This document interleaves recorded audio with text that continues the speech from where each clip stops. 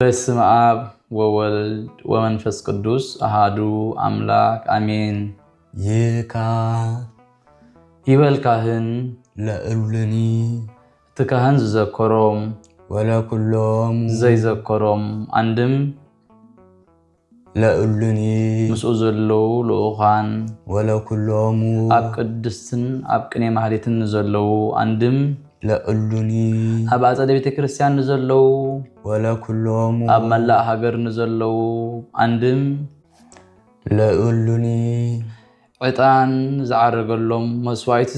ዝሰዋዓሎም ወለኩሎም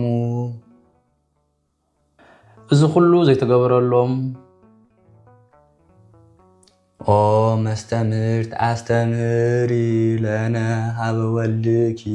ኦ ርህርህቲ አማላዲት ናብ ወድኺ አማልዲ ከመ ያዕርፍ ነፍሰ ኩሎሙ የጳጳሳት ወሊቃነ ጳጳሳት ኤጲስቆጶሳት ዋውዬ ዝጎደሎ እዩ ንኩሎም ጳጳሳትን ሊቃነ ጳጳሳትን ኤጲስቆጶሳትን ዕረፍቲ ነፍሲ ምእንትኽ ኦ አማላዲት አማልዲ ቀሳውስት ወዲያቆናት ንቀሳውስትን ዲያቆናትን ዕረፍቲ ነፍሲ ምእንትኽ ኦ አማላዲት አማልዲ እለ ያረትኡ ፍኖተ ቃል ዘበአማን ነቲ ሓቀኛ ወገ ወንጌል ዘስተምህሩ አንድም ፍኖት ግሲ እዩ እለ ያረትኡ ካበልኩ ኢሉ ፍኖት በለ እምበር ወንጌል ዘስተምህሩ ክብል እዩ ቦ ፍኖት በለ ቃል አካላዊ ቃል እቲ አካላዊ ቃል ዘስተምሃሩ ወንጌል ዘስተምሃሩ ነገስታት ወመኳንንተ ንመኳንንቲ ወመሳፍንተ ወእለ በስልጣናት ኣብ ስልጣን ዘለው ወራዙተ ንመናእሰያት ንደናግለ ስጋን ንደናግለ ነፍስን ንመነኮሳት ዕረፍቲ ነፍሲ ምእንቲ ክህብ አማልዲ መነኮሳት ወራዙት ደናግል ኣብ ዝበሎም ይድረቡ ምክንያቱ ብድንግልና ዝመንኮሱ ተመርዕዮም ነይሮም እውን ዳሓር ዝመንኮሱ ስለ ዘለው ባእለ ወነዳየ ንሃብታም ንድኻን ዓብየ ወንኡሰ ንዓቢን ንእሽተይን ናይ ዕድመ ናይ ማዕረግ እዩ እቤረ ረዳኢ ጠዋሪ ሰብኣይ ኮነ ውላድ ንዘይብላ ወእጓለ ማውታ ኣቦን ወአደን ንዘይብሉ ንዘኽታ ግዩረ ካብ ጣዖ ተሰዲዱ ንዝመፀ አንድም አንበጣ በሊዑሉ በረድ ወቂዕሉ ንዝተሰደ ወምስኪነ ናይ ዕለት ድራር ንዘይብሉ ንኩሎም ነዚኦም ዕረፍቲ ነፍሲ ምእንቲ ክህብ ኦ አማላዲት አማልዲ ወኩሎሙ ህዝበ ክርስቲያን እላ ዕረፉ ማህበረ ቤተ ክርስቲያን መቅድመ ዜርካ ናብ ቤት ኔርካ ናብ ሞት ከም ዝበሃል ካብ ሓድነት ቤተ ክርስቲያን አቀዲሞም ንዝሞቱ ህዝበ ክርስቲያን ነፍሲ ምእንቲ ክህብ አማልዲ መቅድመ በለ ሰብ ከም እኽሊ እዩ እኽሊ ገሊኡ ክውለድ ገሊኡ ይዕፀድ ሰብ ድማ ገሊኡ ክወለድ ገሊኡ ድማ ይመውት ወፈድፋደ ሰብ እንተ እለኖሙ ውስተ ዛቲ መካን ብዝበለፀ ድማ ኣብዛ ቦታ እዚኣ ንዘዕረፉ አንቲ ዘበእንቲአሆሙ አስጠብቁኢ ጽፉቀ ንስኺ ምእንትኦም ኣብዚሕኺ መላሊስኪ አማልዲ ወጽፉቅ በዋዕ ቤታ ከም ዝብል ጽፉቀ ይብል ተጊኺ አማልዲ ከመ ያዕርፍ ነፍሶሙ ንሁየ ንነፍሶም ፍጹም ዕረፍቲ ምእንቲ ክህብ አንድም ሰናይ ዕረፍቲ ምእንቲ ክህቦም ደሞ ንሁየ ምንድባን ከም ዝብል አቀዲምካ ንዘለኻዮን ሃገር ምጽላይ ይግባእ እዩ አስራትን በኩራትን ቀዳሚያትን ስለተቀበለሉ ነቢይ ኤርምያስ ህሱ ሰላማ ለብሔር እስመ በሰላማ ዚአሃ ይከውን ሰላምክሙ ይብል ቅዱስ ጎርጎርዮስ ኦ እግዚኦ ተሳሃል በአበይከ ለዛተ ሃገር አርማንያ ከም ዝብል ማለት እዩ ናይ እስክንድርያ ሊቀ ጳጳስ እውን ንሃገሩ ከይጸልየ ንኻልእ ኣይጸልን እዩ እሞ ከም ዝበለ በሃበ ኩሉ ዘተሰምየ መካነ ሰማይት መዋያ ንዓላውያን ነገስታትን ዓላውያን መኳንንትን ፍትወታትን እኩያትን ሓጣው ዝሰዓሩ ናይ ሰማዕታት ስሞም ኣብ ዝተፀዋዓሉ ቤተ ክርስቲያኖም ኣብ ዝተሃንፀሉ ጽላቶም ኣብ ዝተቐረጸሉ ስእሎም ኣብ ዝተሰኣለሉ ቦታ ንዝዓረፉ ንኩሎም ኣማላዲት ኣማልዲ ወመካነ ጻድቃን ቡሩካን መርገመ ጌባል ዘይወደቆም በረኸተ ገሪዛን ዘለዎም ንኡ ሃቤ ብሩካኑ ለኣቡየ ትረሱ መንግስተ ሰማያት ዘድልው ለክሙ እምቅድመ ይትፈጠር ዓለም ዝተባህሉ ናይ ጻድቃን ስሞም ኣብ ዝተፀዋዓሉ ቤተ ክርስቲያኖም ኣብ ዝተሃንጸሉ ጽላቶም ኣብ ዝተቐረጸሉ ስእሎም ኣብ ዝተሰኣለሉ ቦታ ንዝዓረፉ ንኩሎም ኣማላዲት ኣማልዲ ወመካነ መላእክት ጉሃን ፀሓይ ካብ ምምልላስ ንፋስ ካብ መንፋስ ከም ዘየቋርጽ ምዝጋና ዘየቋርጹ ናይ መላእክቲ ስሞም ኣብ ዝተፀዋዓሉ ቤተ ክርስቲያኖም ኣብ ዝተሃንጸሉ ጽላቶም ኣብ ዝተቐረጸሉ ስእሎም ኣብ ዝተሰኣለሉ ቦታ ንዝዓረፉ ንኩሎም ኣማላዲት ኣስተምህሪ ኣማልዲ በሃበ ኩሉ መካን ኣብ ኩሉ ቦታ ርእስት አንቲ ንስኺ ገዛኢት ሓለቓ ኢኺ ወኣርኣሶ ለጴጥሮስ ከም ዝብል እታ መጀመርያ ኣብ ፊልጵስዩስ ዝተሃንጸት ቤተ ክርስቲያን ብስም ኣዴና ቅድስት ድንግል ማርያም እያ። ቅዱስ ጳውሎስ ድሕሪ ዕርገት ክርስቶስ ኣብ 80 ዓመት ኣመነ። ቅዱስ ጳውሎስን ባርናባስን ናብ ፊልጵስዩስ ኣትዮም ኣስተምሃሩ። እቶም ህዝቢ ድማ ተማሂሮም ኣሚኖም ተጠመቑ። እምበኣርከስ ሕጂ ተማሂርኩም ኣሚንኩም ተጠሚቕኩም ኢኹም ድሕሪ ሕጂ ናብ ቤት ጣዖት ኣይትኸይዱ በልዎም። ዝለመድናዮ ካብ ከላእኹምና መካን ጸሎት ግበሩልና በልዎም። ንሳቶም ድማ እዚ ሓሳብ እዚ ቁኑዕ ምዃኑ ፈሊጦም ብዘይኣፍልጦ ርእሰ ሃዋርያት ቅዱስ ጴጥሮስ ዝኾነ ክንገብር ኣይግባአናን እዩ ኢሎም መልእኽቲ ለኣኹ። ቅዱስ ጴጥሮስ ድማ ምስ ወንጌላዊ ዮሃንስ ኣብ ኢየሩሳሌም መጺኡ ነበረ። ንኩሉ ሃገር ዘይሮም ምሂሮም ንኸተማ ኢየሩሳሌም ኣይፈለይዋን እዮም ነይሮም። ብዙሕ ተኣምራት ስለ ዝሰርሑላ ነቶም ኣብኣ ዘለዉ ምእመናን ንምጽንናዕ ክብሉ ንሳቶም ድማ ንህነሰ ይንገብር ምንተኒ ዘእንበለ በምክሩ ለእግዚእነ ኣላ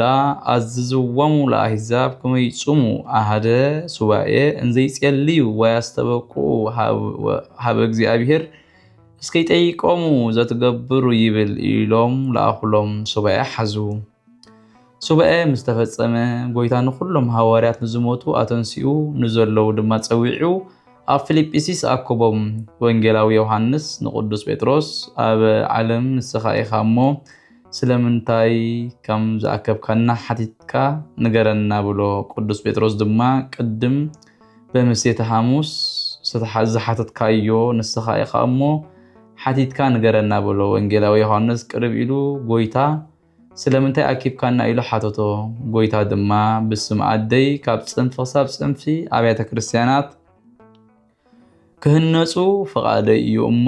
ህንፃ ቤተ ክርስቲያን ከርእየኩም ስርዓት ቤተ ክርስቲያን ከስተምህረኩም ኣጋቢአኩም ኣለኹ በሎ። ከምዚ ኢሉ ናብ ምብራቕ እታ ከተማ ሒዝዎ ወፀ። ኣብኡ ድማ 3 ኣእባን ነበራ። ተራሒቐን ዝነበራ ኣቀራረበን ነናእሽቱ ዝነበራ ዓበይቲ ገበረን። ቁመተን ጎኑን ለኪዑ ድማ ሃቦም። ቁመቱ 24 እመት ጎኑ ድማ 12 እመት እዩ። 24 ናይቶም ኣብ ነገስ ዘለዉ 24 ካህናት 24 ነቢያት እዩ። አንድም ናይ 24 ካህናት ሰማይ ምሳሌ እዩ። 12 ጎኑ ናይ 12 ሃዋርያት ምሳሌ እዩ። ድሕሪዚ ክሰርሑ ምስ ጀመሩ ሽምዓ ኣብ ሓዊ ምስ ኣቕረብካዮ ከም ዝመክኽ ኣብ ኢዶም ለምሊሙ እናተሳሓበሎም 3 ክፍሊ ሰሪሖም ፈጸሙ። እዚ ዝኾነ ድሕሪ ዕርገት ድንግል ማርያም ኣብ 4ይ ዓመት ዕለት 20 ሰኔ እዩ። ብዕለት 21 ሰኔ ድማ ጎይታ ህብስቲ ሰማያዊ ጽዋእ ሰማያዊ ኣምፂኡ ንድንግል ማርያም መንበር ንሃዋርያት ልኡኻን ገይሩ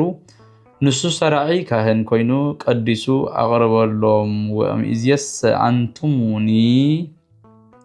ከመዝ ግበሩ ኢሉ ድማ ኣዚዝዎም ዓረገ። ህንፃ ቤተ ክርስቲያን ዝተጀመረ ካብኡ ንነጀው እዩ። 3 ኣእባን ናይ ስላሴ እዩ። ኣብ ታሕቲ ኣቀማምጠአን 3 ምዃነን ናይ ሰለስትነት፣ ኣብ ላዕሊ ህንፃን ሓደ ምዃኑ ናይ ሓድነት ምሳሌ እዩ። በሰላስ ኣእባን ገጸ ስላሴሁ ለአእምሮ ሃነፀ ቤትኪ ድንግል ድህረ ፈጸመ ሳረሮ ከም ዝብል ደራሲ አንድም ርእስቲ ይብል ርስቲ እኺ ርስቲ ኣብ ሰለስተ ይኽፈል ሲሶ ንነጋሲ ሲሶ ንኣንጋሲ ህዝቢ ሲሶ ንቐዳሲ ድንግል ማርያም ድማ ብፅሕፈትን ብኣቀራርፃን ብምዝጋናን ሲሶ ኣለዋ ብፅሕፈት ኣብ ልዕሊ ኣልፋ ውኦ ስም ጎይታ ካልኣይ ዮሃንስ ወንጌላዊ ሳልሳይ ድማ ምስ ፍቁር ወልዳ እዚ ታቦት እዚ ታቦት ኢየሱስ ታቦተ ማርያም ታቦተ ዮሃንስ እንተኮይኑ እዩ ታቦት መልአኽ ወይ ታቦት ጻድቕ ታቦት ሰማይት እንተኮይኑ ድማ ኣብ ላዕሊ ኣልፋ ውኦ ስም ጎይታ ንዮሃንስ ዘረፈቀ ውስተ ህፅኑ ስለ ዝበሎ ምሱ ኣፀጊዑ ካልኣይ ትበዓል ቤት መልአኽ ጻድቕ ወይ ሰማይት ሳልሳይ ድማ ምስለ ፍቁር ወልዳ በኣቀራርፃ ድማ ኣብ ልዕሊ ስላሴ ኣብ ላዕሊ ስላሴ ትሕት ኢሉ ድማ ንድንግል ማርያም ናብ ስላሴ ገፁ ኣቕኒዑ ይቐርፃ ትሕት ኢሉ ከዓ ነቲ በዓል ቤት መልአኽ ወይ ጻድቕ ወይ ሰማይት እንተኾነ ኣዕጢቑ ናብ ድንግል ማርያም ኣቕኒዑ ይቆርፆ ንሱ ድማ ናሱ ናብ ድንግል ማርያም ድማ ናብ ስላሴ ስለዘማልዱልና እዩ ብምዝጋና መጀመርያ ተኣምረ ማርያም ቀፂሉ ድማ እቲ በዓል ቤት ጻድቕ ወይ ድዩ ወይ ሰማይት ብድሕሪኡ ተኣምረ ኢየሱስ ይቐርብ አንድም ርስቲ ሰማይን ርስቲ ምድርን ዝተረኽበ ጎይታ ካብ ድንግል ማርያም ሰብ ምስኮነ እዩ ወስሉጥ ስምኪ በሃበ እግዚአብሔር ስምኪ ኣብ እግዚአብሔር ብምምላድ የሰልጥ እዩ እዚ ድማ ብሓደ ሰብታም ሰብኣይ ተፈሊጡ እዩ ኣዝዩ ገንዘቡ ብዙሕ ዝኾነ ሓብታም ሰብኣይ ነበረ ገንዘቡ ንዘዋሪ ንኣዝማሪ ሂቡ ወድኦ አንድም ናይዚ ዓለም ገንዘብ ክእክብ እምበር ክጠፍእ ስለ ዘይፍለጥ ህልፈቱ ቅድሚ ኣስተርእዮቱ ከም ዝብል ድሕርዚ ከቢረ ኣብ ዝነበር ኩሉ ተዋሪደ ሂበ ኣብ ዝነበር ኩሉ ለሚነ ኣይነብርን እየ ኢሉ ዓዱ ሓዲጉ መንፀፍ ተቕሊሉ ክኸይድ ከሎ ሰይጣን ሰብ ተመሲሉ ኣብ መንገዲ ጸኒሑ ናበይ ትኸይድ ኣለኻ ብሎ ኣነስ ከቢረ ኣብ ዝነበር ኩሉ ተዋሪደ መፅቢተ ኣብ ዝነበር ኩሉ ለሚነ ኣይነብርን እየ ኢለ ዓደይ ሓዲገ መንፀፈይ ጠቕሊለ ስደት ኣለኹ ብሎ ከም ዝሓዘነ መሲሉ ነቲ እምኒ ብምትሓት ወርቂ ኣምሲሉ ነዚ እንተይሃብኩኻ ኣይትምለስን ዶ ብሎ እዚ እንተረኺበ ደኣ እሞ ይትረፍዶ ንኣይሲ ንውሉድ ወለዶ ዶ ይኣኽለኒ እንድዩ ኢሉ ሓራይ ብሎ ተቐበሎ በል እንካ ኢልዎ ተቐበሎ ንስኻ ድማ ፍቓደ ይፈጽመለይ በሎ እንታይ ክገብረልካ ትደሊ በሎ ንኣብን ወልድን ንመንፈስ ቅዱስን ከሓደለይ በሎ በዚ ድማ ከሓደሉ ንመላእኽትን ንጻድቃንን ንሰማዕታትን ኣየማሉድን እዮም በሎ ኣየማሉድን እዮም በለ በዚ ምስተፈላለዩ ሓንቲ ነገር ረሲዐ ኣለኹ ጽንሐኒ ኢሉ ድማ ደዋበሎ ምእመናን ኣኽቢሮም ፈሪሆም ስማ ዝፅውዕዋ ማርያም እትበሃል ኣላ ወላይተ ኣምላኽ ምዃና ክሓደለይ በሎ ንሳስ ምርኩስ ላማና እያ ኣይከውንን እዩ በሎ እምበኣርከስ ነቲ ዝሃብኩኻ ሃበኒ ኢሉ ነቲ ብምትሓት ወርቂ ኣምሲሉ ዝሂብዎ ዝነበረ እምኒ ተቐቢሉ ርእሱ ወቂዑ ቆተሎ መላእኽቲ ጽልመት ነፍሱ ካብ ስጉኡ ፈልዮም ኣብ ትሕቲ ቁፅፅሮም ኣውዓልዋ ኣኽቲ ብርሃን ድማ ቁሩፅ ፍርዲ ጎይታ ከይረኣዩ ኣይፍለይዋን እዮም እሞ ናብ ድንግል ማርያም ቀሪቦም እዛ ነፍሲ እዚኣ ብምኽንያት ስምኪ እያ ካብ ስጋኣ ተፈልያ ዘላ ኣይተማልድላ እንዲኺ ይበልዋ ንሳ ድማ ንወዳ መሃርሊ ተወልድየ ዛተ ነፍሰ በለቶ ጎይታ ድማ ከልብኑ ይትመሃር በላ ንናይ ባህሪ ኣቦይ ኣብን ናይ ባህሪ ህይወተይ መንፈስ ቅዱስን ንዓይን ዝኸሓደ ንጻድቃን ንሰማዕታት ንመላእኽቲ ኣየማልዱን እዮም ዝበለ ከመይ ኢሉ ይመሓር በላ ዘፀውዓ ስምኪ ወዘገብረ ተስካርኪ እምህር ለኪ ዝበልካዮ ቃልካ ይሕሶ ድዩ በለቶ ንሱ እንተኾይኑስ ናይ ህፀፅ ምግባር እምበር ናይ ህፀፅ ሃይማኖት ድዩ ግናኸ ካብ ስጋኺ ስጋ ካብ ነፍስኺ ነፍሲ ወሲደ ሰብ ምዃነይ ፍቓድኪ ንዘይፍፅመልክ ድየ ምሒረልካ ኣለኹ በላ እምበኣርከስ ካብ መሓርካለይ ነፍሱ ምስ ስጉኡ ኣዋሂድካ ኣተንስኣለይ በለቶ ነፍሱ ምስ ስጉኡ ኣዋሂዱ ኣተንስኣላ ስለምንታይ ክሒትካ በለቶ ሸጊርኒ በላ ዝሸገሮ ይልምን እምበር ይኽሕድዩ ኢላ ሓቲታቶ እምበኣር ሕጂ ካብ ወደይ ኣማሊደ ኣብ ከምዚ ዝበለ ቦታ ኢንጌረኻ ሰሪዕልካ ኣለኹሞ ኪድ በለቶ ኣብታ ዓድቲ ሓደ ሃብታም ሰብኣይ ነበረ ንዕኡ ድማ ሓንቲ መልክዐኛ ጓል ነበረቶ ሃብታም ሰብ መፂኡ ጓልካ ሃበኒ እንተበሎ ንጓለይ ብመልክዕ ኣይትመስላን ኢኻ መልክዐኛ ሰብ መፂኡ ጓልካ ሃበኒ እንተበሎ ንጓለይ ብገንዘብ ኣይትመዓራርያን ኢኻ እናበለ ካብ ፍቅሩ ዝተላዕለ ከምዚ ገይሩ ይኽልክለላ ነበረ በዛ ዕለት እዚኣ ድንግል ማርያም ቤተክርስትያን ከም ዝኸይድ ገበረቶ ጸሎት ሃብታም ሓፂር እዩ ዝሃብካኒ ሃብቲ ኣይትኽልኣኒ ነዛ ሓንቲ ፍረ ጓለይ ባርኸለይ ኢሉ ኮፍ በለ ብኡ ንብኡ ራእየ እቲ ሞይቱ ዝተንስአ ሰብኣይ ድማ ጠፈር ጠፊሩ እናረኣየ ክዘውር ከሎ ኣብ ጥቑ በፅሑ ደው በለ ሃብትኻን ጓልካን ነዚ ሰብ እዚ ሃቦ በለቶ ቅንዕ እንተበለ ረኣዮ ብድሕሪ እዚ ናብ ቤቱ ወሲዱ ጓሉን ንብረቱን ሂብዎ ኣይፀንሐን ድማ በዛ ዓረፈ ንሱ ድማ ቀሪቡ ስም ድንግል ማርያም እናፀውዐ ተስካራ እናገበረ ዝነብር ኮነ ምስ ሞተ ድማ በዚ ግዜ እዚ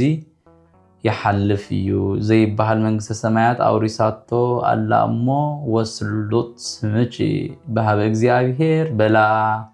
أهادونا دايزة كهده هايمانوتو كياكي كهده صوب آبه بقدم سيطان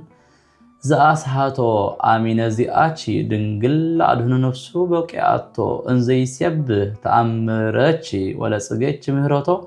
تنسى منوامو وآتو بيتو خمزبل دراسي يدي يبل دياقون ألا تنبرو تنسؤو أبجزي قداسي استقمتكم تنسو أبجزي قداسي بزيك حمومن أرقاون زقمت هاللي أيكونن تايدا كاب عرات زنقائي بتذكرو كاب عرات هاكيد دما بأنكرو تنسؤو نخبل إيو يكا يبل كاهن نتنسع بفرات أجزابير فريها أجزابير مركوسنا غيرنا نتنس نفريها أجزابير بتري منفساويت سلازبلا إيو دياقون انت عزازة عيسمعون إيو مو اتكاهن نتنسع يبل كما نعبيا ونودسا لملتا وداسي نملتا وداسي ندنقل مريم فسيمنا نمسقنا انزان بلقو ملتا تسقا سماياو تسقان مدراو تسقان استملاخي إنابلنا او محازف السها او محازف السها من شحاقو الزغنكي دنقل مريم قدوس جبريل تفسي في السيد زبالا كم استنفاس بزي مقراص من نقر سلا زنبريو عندم في السها نتسقان حادو غنغيرو من شقويتا زغنكي دنقل مريم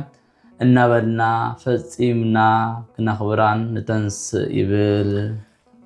فاد بكي قرما رأي زي عبيم قرما كيروبيل وإلا بزهات عينتي هومو عينتم بزو كاب زخونة كاب كيروبيل وسورافيل إلا سدستو كنافي هومو أخنافهم شدشت كاب زخونة كاب نقد سورافيل زبلز تفارنهنتن تفتاونتن مغوس ألكي تفرهنت أبايهوت أب منافقان أباقاننتي تفتاونت دما بمؤمنان مغوس بسلاسي أيو إلا بزهات آينتي هم زبولهم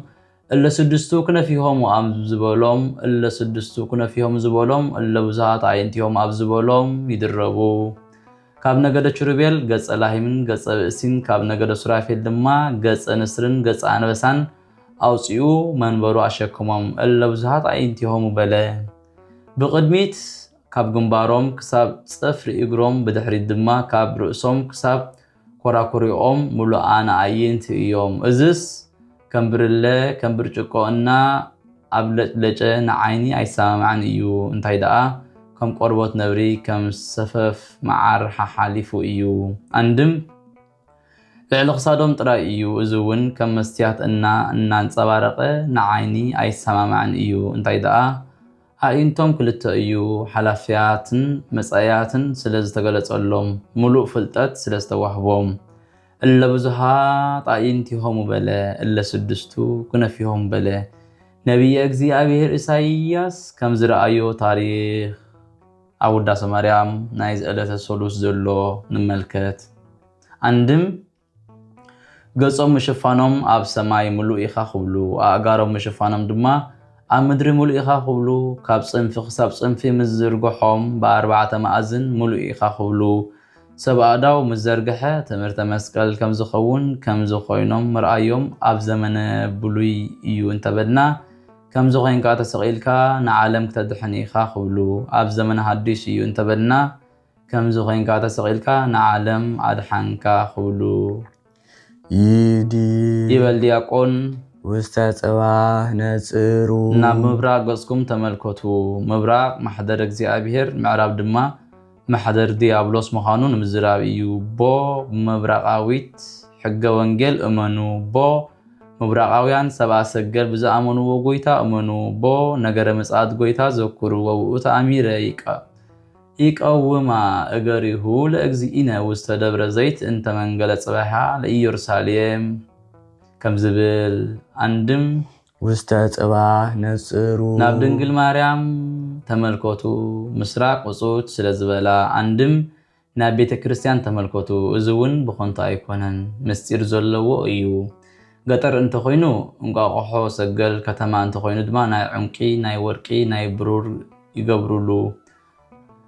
كاب وغن أبنت كاب وغن سجن أبنت جيرو تزاربه سجن إمقا قحوة كساب تدجحو بعتوب تحلوه أبت مقبول أوان نتتبعتاي تكياتو تخيد حنسابو كحديقاتو زور انت دائلا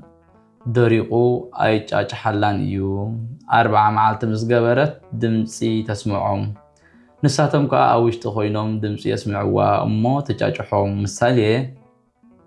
سجن ناي منفس قدوس مثالي أمقا قحو دما ناي مؤمنان كرفت ناي فدا ناي مرقم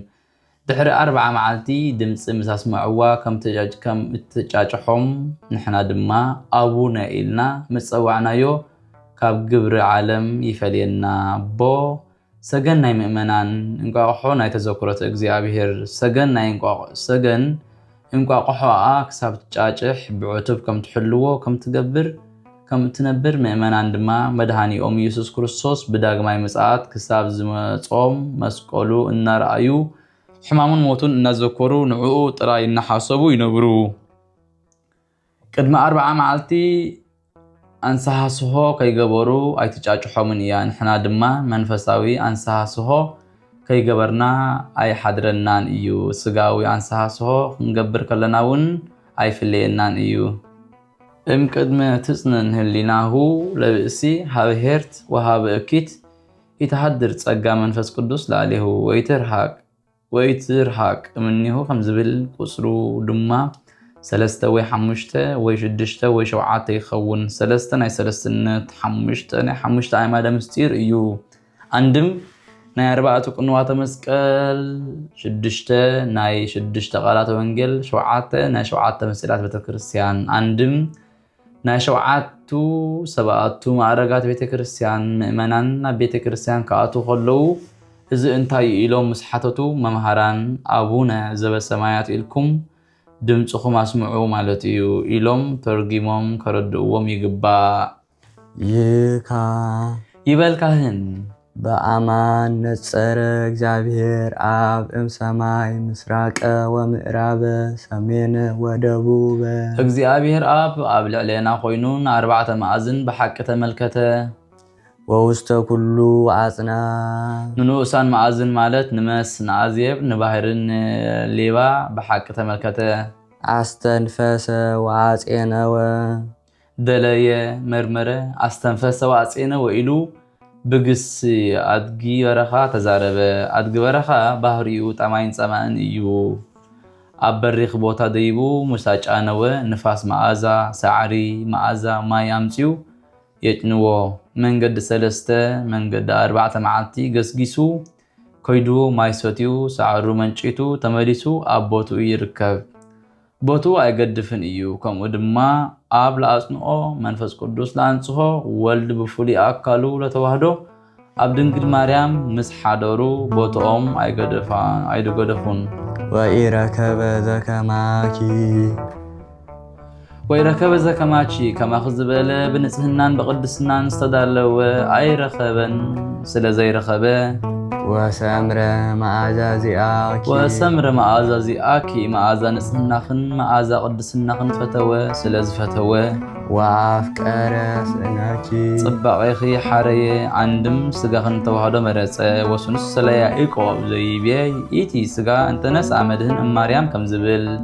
وفنوا حبيكي ولو زيافكر زنتو اتو ولي زافكر إلو دحار نزمسكرلو زولدو زفوتو ودونا باخ سدده ولدو قدماونتو فنوا ودحرونتو يرد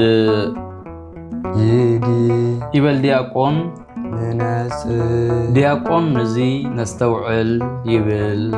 دياقون مستصباح نصر إلو نيريو مو نزناي حزبي تسطوه እዩ ነይሩ ብልማት ግና ናይ ዲያቆን ኮይኑ ተሪፋ ኣሎ አንድም ሓደ ካብ ኮኑ ኢሉ እስመ እሙንቱ ከመ ህዝብ ስለዝበሎም ይበልካህን ቅዱስ እግዚአብሔር አብ ዘሰምረኪያኪ ንአኺ ንወዱ ንተዋህዶ ዝሓረየ እግዚአብሔር አብ ጽኑዕ በአምልኮት ንጹህ ማህጢያት لولي مع مالك تحسات بعيل من الديات أكود بعرف ملاك وسب يو وقدوس والد واحد زحادرة وستكرسكي شعات ورحن حمشة معلتن أما سأنك زحادرة قدام عين كالعين زي بلو والد واحد صنوع بأملكوت نصوه مهاتيات لولي مالك تحسات بعيل من الديات أكود بعرف ملاك وسب يو وقدوس باراكليطوس منفس صدق زعصنعكي زخبركي منفس قدوس صنو بأملكوت نصوح محطيات لولي مالك تحسات بايل من ديات اكوت بقى في ملائكة وسب ايو منفس صدق مالت بهرياوي هيوت بهرياوي استنفاس اكالاوي هيوت اكالاو استنفاس مالت ايو منفس حسد الله مو كابو خفلي منفس صدق بلا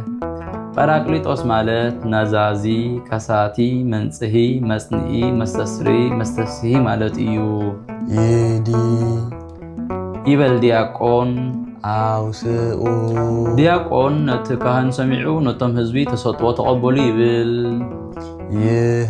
ይበሉ ህዝብ ቅዱስ ቅዱስ ቅዱስ እግዚአብሔር ጸባኦት ፍጹም ምሉእ ሰማያተ ወምድረ ቅድሳተ ስብሐቲከ ቅዱስ ቅዱስ ቅዱስ ተባሂልካ እትምስገኖ ምስጋና በሰማይን በምድርን ምሉእ እዩ አንድም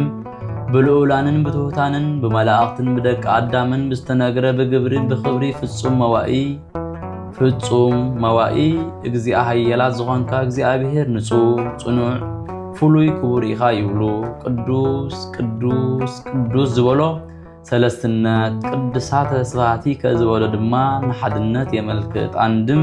ቅዱስ ቅዱስ ቅዱስ ዝበሎ ሓድነትን ሰለስትነትን የመልክት ሰለስተ ጊዜ ደጋጊሙ ምዝራቡ